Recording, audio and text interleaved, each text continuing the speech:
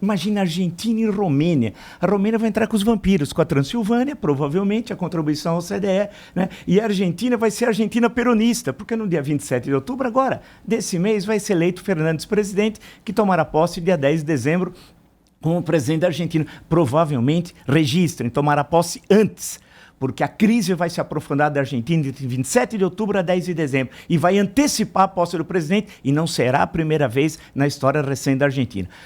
Então, portanto, o que ele fez papel de trouxa. A tal proximidade e até pessoal entre os dois presidentes nunca existiu. E eu falei aqui, né, que nunca existiu. Isso era uma grande... A relação se dá entre estados, não é entre governo, ou entre famílias, ou entre pessoas.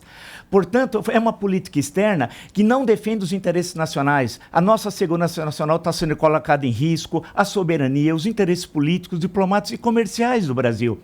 Eu já tinha cantado essa bola. Agora, não é... E fazer parte da OCDE, os Estados Unidos obrigou que o Brasil, na Organização Mundial do Comércio, deixasse o status de país em desenvolvimento e perdesse uma série de benefícios tarifários que são fundamentais para o Brasil. Eu sempre digo que, usando uma expressão francesa lá, usada muito em certo período, a pátria está em perigo com esse governo. A pátria está em perigo. Esse governo coloca em risco os nossos interesses nacionais.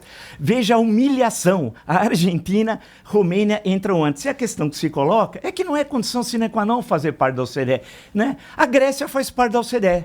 Por exemplo, a Grécia. E o que é a Grécia? E o caos da economia Grécia na última década? Ou pode até falar de 2 últimas décadas, mas especialmente na última década. E nem o Sócrates, se voltasse, o Aristóteles, o Platão, ia colocar a Grécia de pé outra vez. É um erro estratégico, é um governo que não defende os interesses nacionais. O Itamaraty virou puxadinho do Departamento de Estado norte-americano e o Palácio do Planalto puxadinho da Casa Branca. E o presidente da República Brasileira é um aio frente ao amo. O amo é o Trump, eu cantei a bola, o que aconteceu? Portanto, não é nada pessoal em relação ao presidente da República, não. É concreto, isso é um dado. O Brasil foi humilhado. E o presidente norte-americano defende seus interesses e está correto. O nosso tem de defender os nossos interesses, não os interesses dos Estados Unidos. Veja, por exemplo, a questão da política de visto. Quer dizer, americano vem para o Brasil, não precisa de visto. E brasileiro vai aos Estados Unidos, precisa de visto? Claro, e é humilhado nessas filas aqui, né? E o etanol? Ele permitiu a chegada do etanol americano aqui, uma casa da Majuana. E o nosso etanol entra lá fácil? Isso é o que eu estou demonstrando. A nossa política externa é lesiva aos interesses nacionais. É um crime contra a nacionalidade brasileira que nós estamos assistindo. Leio os diplomatas, leio hoje o que disse o grande embaixador Rubens e Cupro no estado de São Paulo, ou leio o que disse o embaixador Rubens Barbosa no mesmo periódico. O que eu estou dizendo aqui não é uma loucura, uma doideira, não é uma questão ideológica, não tem nada pessoal com o presidente que ele vai passar e o Brasil fica. É uma questão da nossa soberania. O Brasil foi humilhado mais uma vez, fez papel de trouxa. Ou seja, em síntese, continuamos na mesma, é um governo...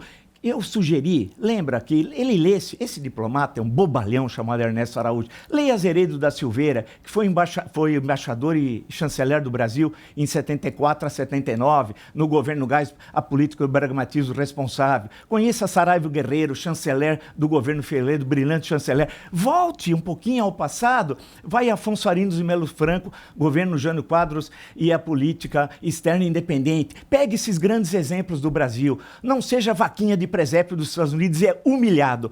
E eu quero ver o Dudu Bolsonaro. Onde está o Dudu surfistinha? Ele não era amigão da família Bolsonaro? Uma ficção. Eles têm desprezo pelo Brasil. Eles têm desprezo. E quando tem um presidente que se ajoelha ao amo como um aio, é uma vergonha. Insisto, a pátria está em perigo com Jair Bolsonaro na presidência da República.